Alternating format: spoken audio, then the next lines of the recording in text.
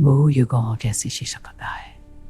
आपने तुम्हें बेवकूफ़ी की जिंदगी तरको ससुए अपनी जान बचा जाओ।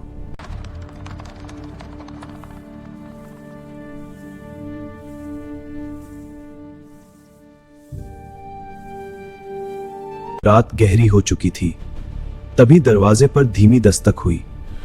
ठक ठक। रिया का दिल जोर जोर से धड़कने लगा। रिया ने दरवाजा खोला। बाहर कोई नहीं था, लेकिन जैसे ही वो पीछे मुड़ी, उसे महसूस हुआ कोई उसके बहुत करीब खड़ा है। रिया ने दरवाजा खोला। बाहर कोई नहीं था, लेकिन जैसे ही वो पीछे मुड़ी, उसे महसूस हुआ कोई उसके बहुत करीब खड़ा है।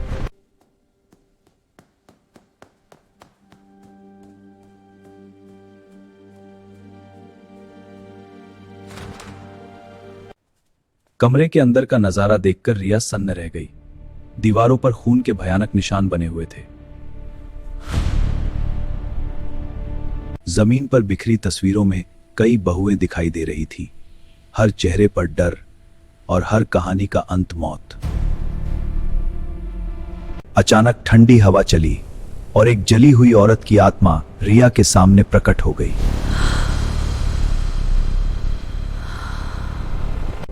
यहां से भाग जा, नहीं तो तू भी मर जाएगी।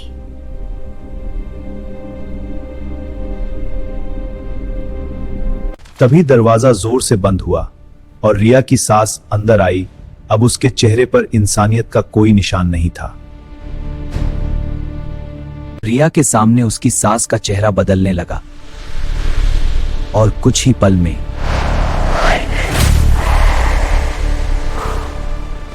पूरी हवेली हिलने लगी। दीवारें कांपने लगी, जैसे वह घर खुद जिंदा हो। अरे नहीं, ये हाथ कहां से हुआ है? छोड़ दो, इनसे 125 कोई मार दो। अब बताओ फिर इनसे। रुको मत रिया, बस भाग तक है। नहीं, ये रात से ही बंद। क्या बहुत पैसे पहुंचे माना। रिया, यहाँ आओ, मैं तुम्हारी रक्षा के लिए आई हूँ। आप कौन हैं? मैं पहली बहू की आत्मा हूँ। तुम्हें यहाँ से निकलना होगा। लेकिन कैसे? वह दरवाजा देखो, इससे पहले कि वे आ जाए। रिया को एक पुरानी तस्वीर मिली, जिसमें इस पूरे श्राप का रहस्य छुपा था। सास जी, क्या हुआ? चुप कर, तूने सब बर्बाद किया। छोड़ो, तेरी सजा मिलेगी। किसी को आवाज मत। रिया ने हिम्मत जुटाकर उस तस्वीर को आग लगा दी और उसी पल सब कुछ बदलने लगा। हाँ, ये बदलाव जरूरी था।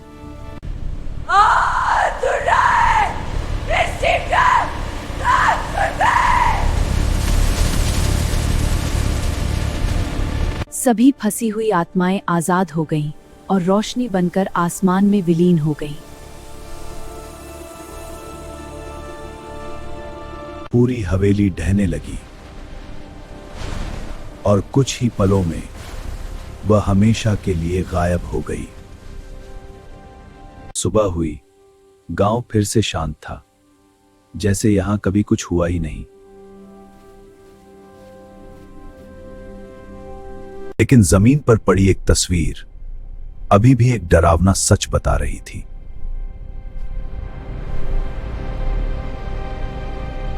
एक बार फिर वही आवाज गूंजी। तेरी बारी है, अब तेरी बारी है। वही आवाज, अब तेरी बारी है। एक बार कब सोमा, तेरी बारी है। कुछ कहानियां कभी खत्म नहीं होती, वे बस एक नए डर के साथ फिर से शुरू हो जाती हैं।